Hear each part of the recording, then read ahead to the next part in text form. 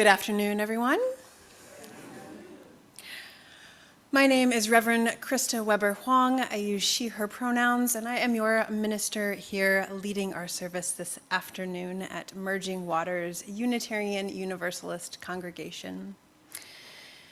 It is so good to be with you here in this space in this season.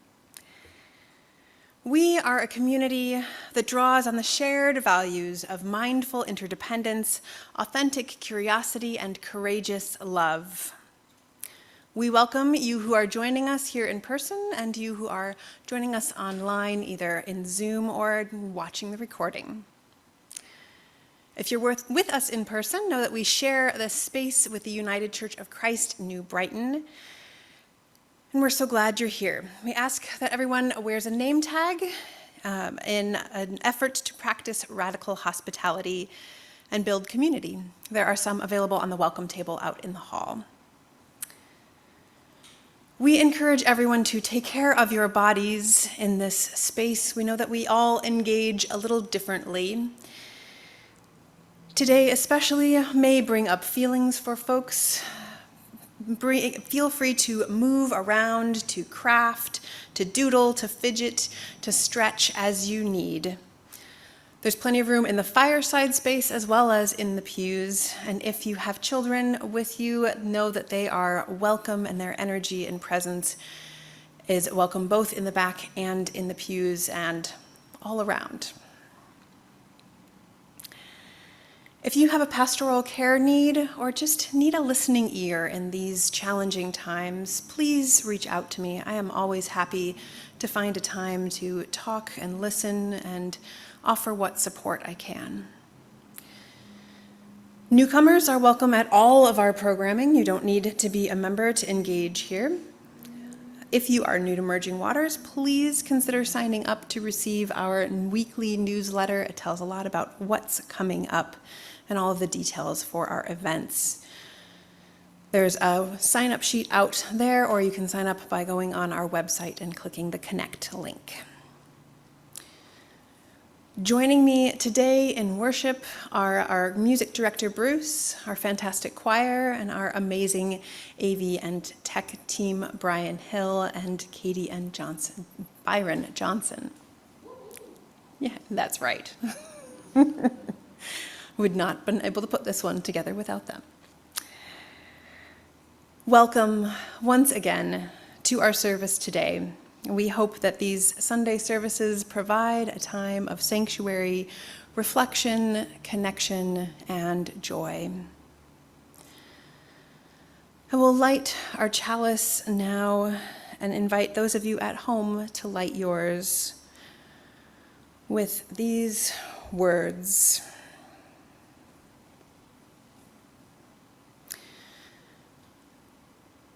From Florence Kaplow, an All Souls chalice lighting. As we kindle this flame, we honor and remember those who have passed into the mystery. Their brightness lives on in our vision. Their courage lives on in our commitments.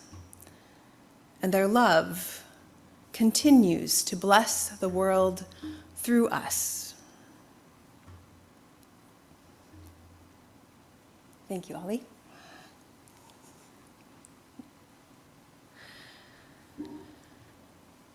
Today's service is going to look a little different, as I sometimes like to do, as we are approaching the season of Samhain, or Halloween, All Hallows Eve, All Souls Eve.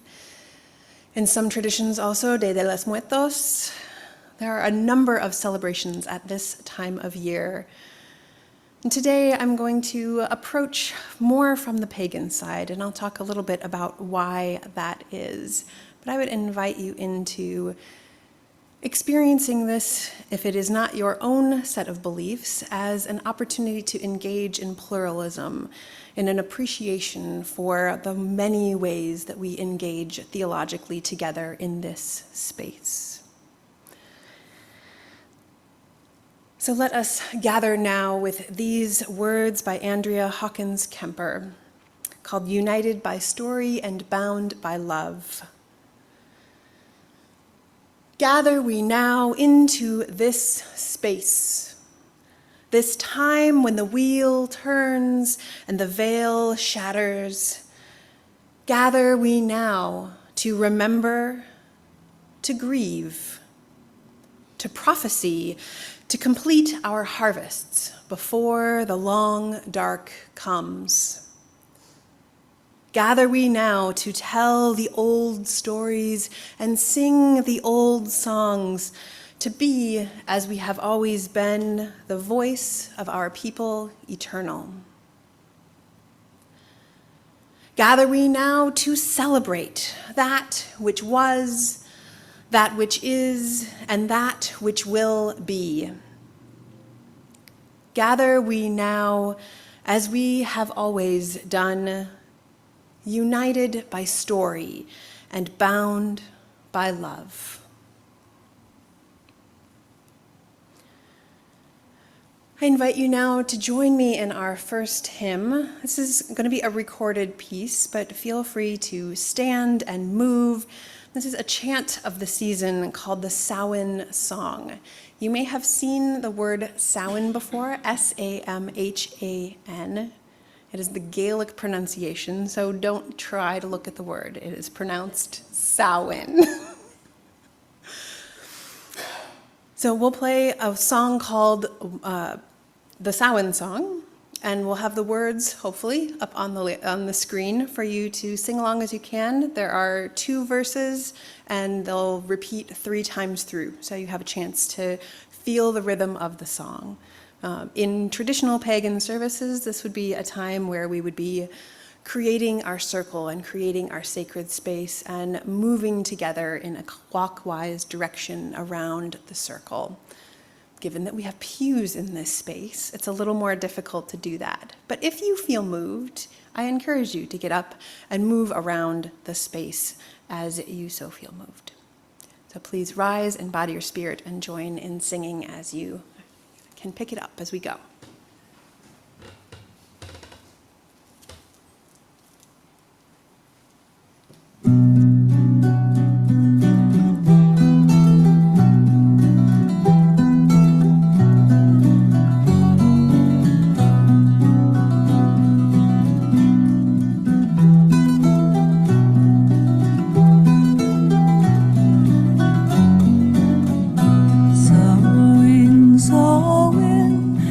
Ritual begin. We call upon our sacred ancestors to come in. Samhain, Samhain. We call upon our kin. We call upon our dear departed loved ones to come in.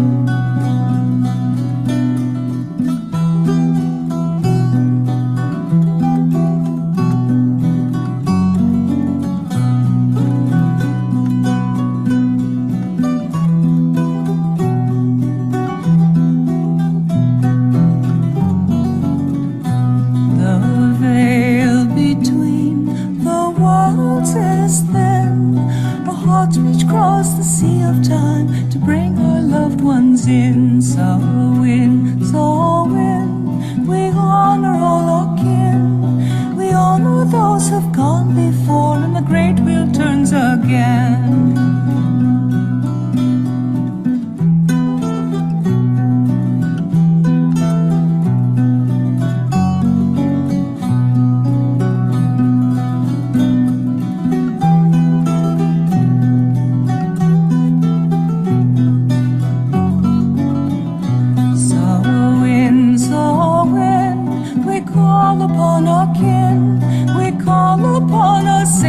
Ancestors to come in. Samhain, Samhain. We call them to come in. We call upon our dear departed loved ones to come in.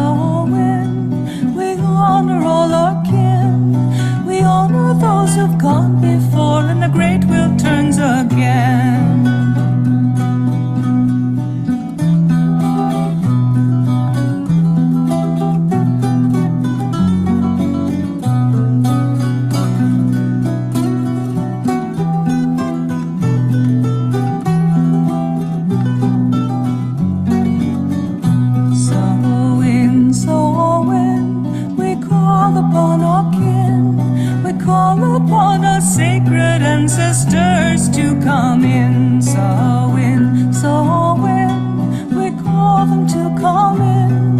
We call upon our dear departed loved ones to come in.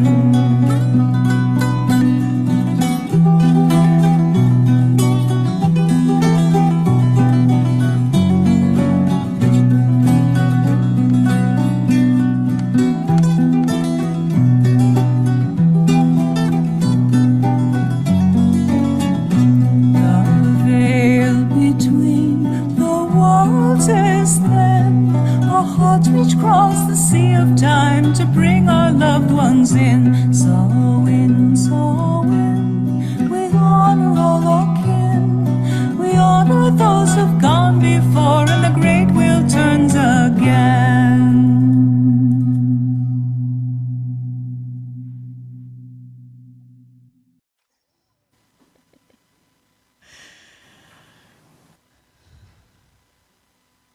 I am going to wander today because it's a wandering kind of day. As I said, we love our tech folks because I challenge them all the time. So how many of you have heard the term Samhain before? Most of you, great. How many of you have heard the turning of the wheel? A few, but not everyone. All right, so I want to talk a little bit about what this season is and why we're celebrating it at all. So the turning of the wheel comes from the wheel of the year, right? It's based on the solar calendar, so the sun, and where it is in its rotation of the year. In the current pagan traditions, which have been inspired by what we can glean historically and what has been passed down from families, but then also recreated in new ways in modern life as we've gained understanding about the world around us through science. We have the 4 major quarters, which are based on the equinoxes and the solstices. We're going to do a quick science reminder just in case. The equinoxes are the points on the year in which the day and the night are equal. The solstices are the points in the year in which you have the longest day and the longest night. Who can remember what causes the day to change? That's right, the tilt of the Earth. Some people think it's how far we are from the sun, right? Because we do go farther away and get closer, but it's the tilt that changes. So in the northern hemisphere, we celebrate the summer solstice, the longest day, in June. The winter solstice, the longest night, in December. And those equinoxes in September and March. Got it right. But the pagan wheel also celebrates what's called the cross quarters. So those times halfway in between the solstice and the equinox. That marks a turning point of a different kind. And often they're associated with the shifting from one season to another, and they're very grounded in the harvest and what's happening. So Samhain, or Halloween, or All Souls, depending on what tradition you're going with, or Dia de los Muertos, is based on that cross-quarter point between the summer solstice and the fall equinox and the winter solstice. So this is the transition from fall into winter.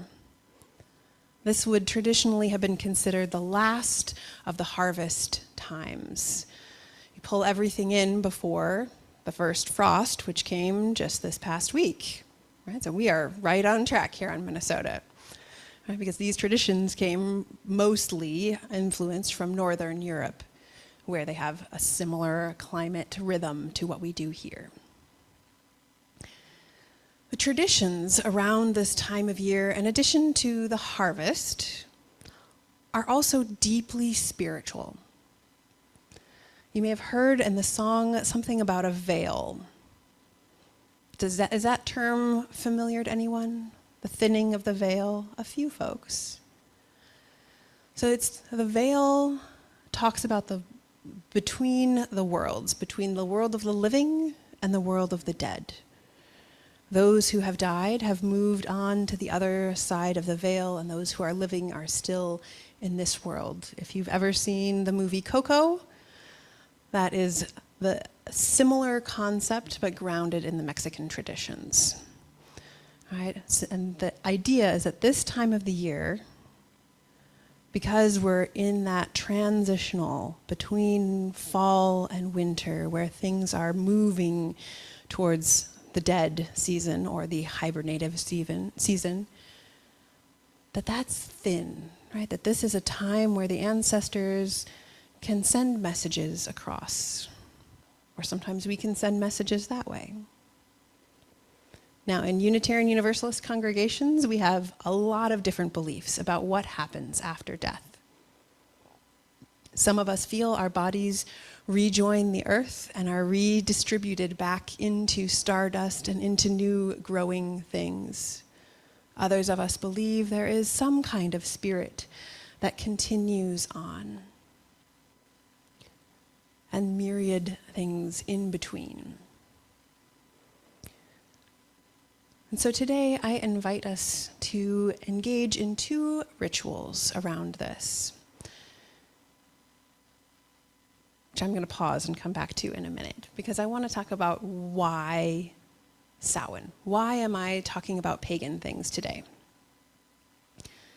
And this actually has a pretty personal journey for me that I want to share a little bit of, because I think it has meaning in the world that we're living in right now.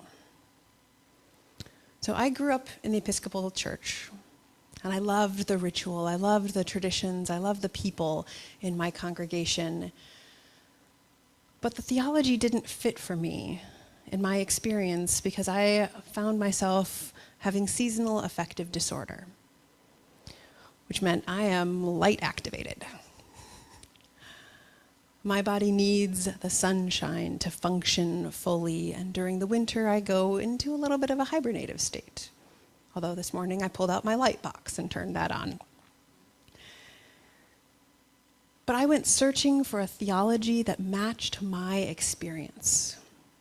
A theology that, instead of saying I was broken because I didn't function like a typical person, that would help me honor my own rhythms, that would let me lean into that which was holy and sacred for me. And this wheel of time and honoring the changing of the seasons and our own rhythms and relationship to ourselves and spirit was deeply impactful for me and gave me a way to express a theology and a sense of self that were life-giving. They also helped ground me. And I haven't done pagan practices in a number of years, and this year I am finding myself reaching for them, because it feels like the world around me is swirling with uncertainty. It feels like every time I reach for my phone and look at the news, I don't know what's going to be there. But when I ground myself in the rituals and rhythms of the turning of the wheel and the turning of the year, it reminds me that there is a longer story of history of which I am a part. Regardless of what happens on our little rock, the earth will continue to turn on its axis and circle the sun. There is a whole cosmos of things happening out beyond us to tap into that helps me find a sense of grounding and continuity, even when I don't know what my day-to-day life might bring.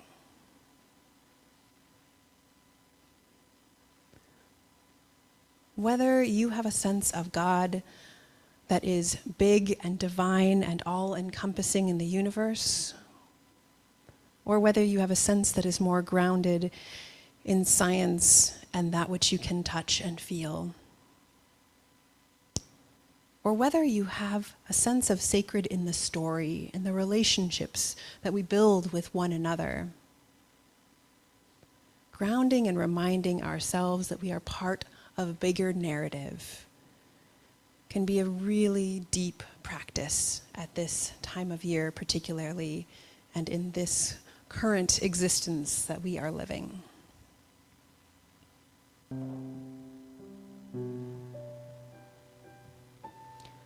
I invite in Norma Anderson, who also died recently among us here. And I will light one more candle for those loved ones who have nurtured and supported us, but are not named yet in this space. The unnamed, may they remain as a cloud of witnesses outside the circle, but supporting us in all we do and are.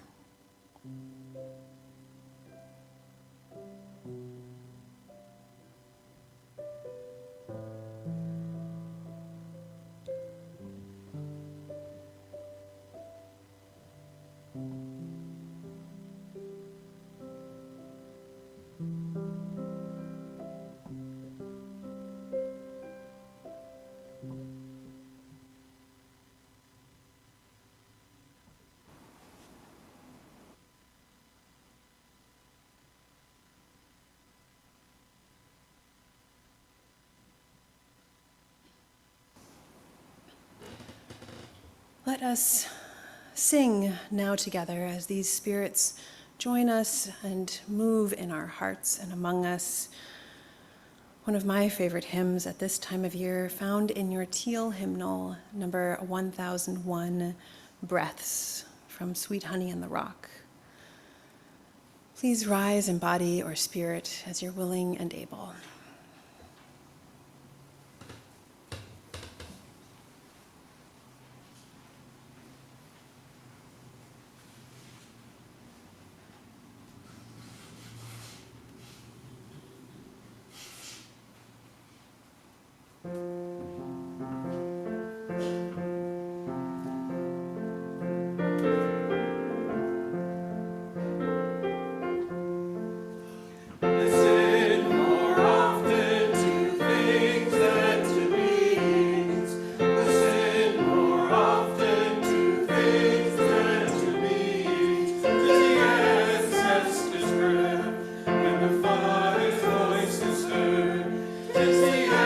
Ancestors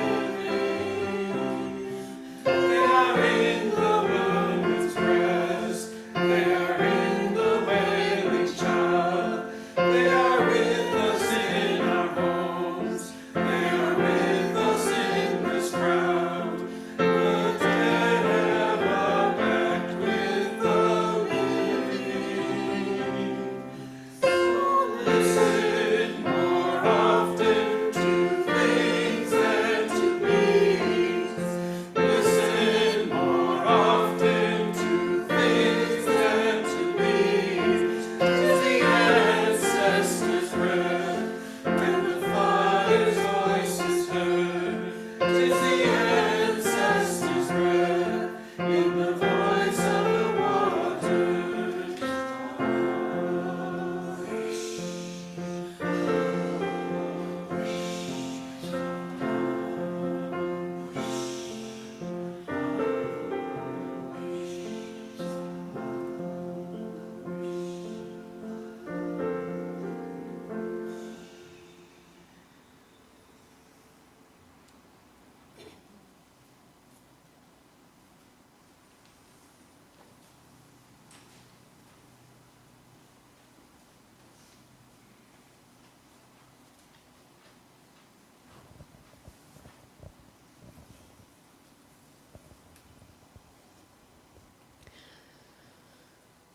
So we have invited our loved ones, their spirits, their memories into this space with us.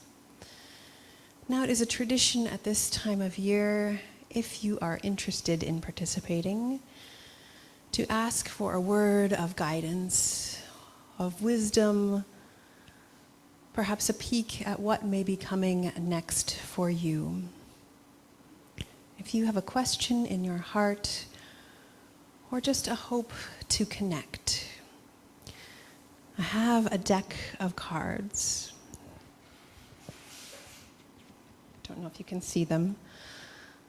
They have images, a key phrase or word, and just a little description. For those of you who are not familiar, these are loosely, very loosely, based on what are called tarot decks, where usually a practitioner will be well acquainted with their own deck and the messages that come in through the spirit world, and they'll ask you to ask a question of the deck, and then they'll do a spread of cards. So they'll lay out the cards in different patterns, and those who do tarot readings have a sense of what those cards mean and what meanings may be trying to come through for you. As I said, this is a very, very loose version of that with a single card draw, and yet it can be very powerful.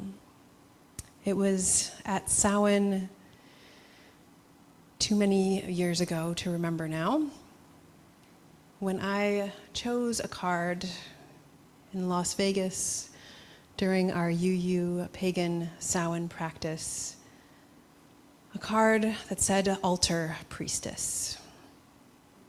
I had already been in discernment, and that was the night I made the announcement that I was going to divinity school. So even a single card draw can connect you, can affirm, can challenge you, or perhaps just make you curious. If you are interested in participating, I'm going to spread the cards. Take your time and feel over them and choose one at random that you feel like is calling to you with a message. The card will be yours to keep if you wish, or return if you do not. And Bruce will play a little background music for us if you want to engage. I'd invite you now into joining me in a responsive reading.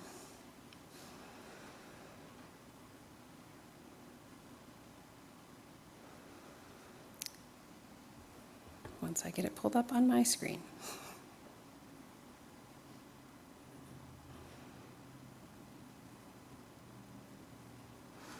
I'm going to read off the screen up here.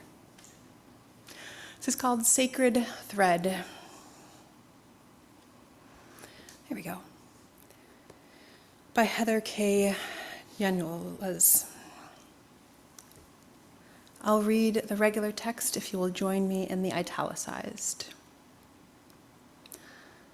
They once dwelled among us, the people of memory. They who knew us, they who taught us, they who heard us, they who loved us. They touch our lives time and again through their presence and their absence, through familiar familiar scents and scents, favorite songs, songs, through old stories, stories and renewed sorrow. sorrow. As the earth turns and leaves fall, we reach back to renew the bonds between us. With hearts and hands open, we hold on to love ever stronger than death. We reach back in gratitude and understanding. Without our time together, the pain and the joy, we would never be who we are today. We would have little to pass on ourselves. Without fear, with thanksgiving, and with hope for all that awaits, we remember those who have gone before. We honor the circle of life and death and our place within this sacred thread.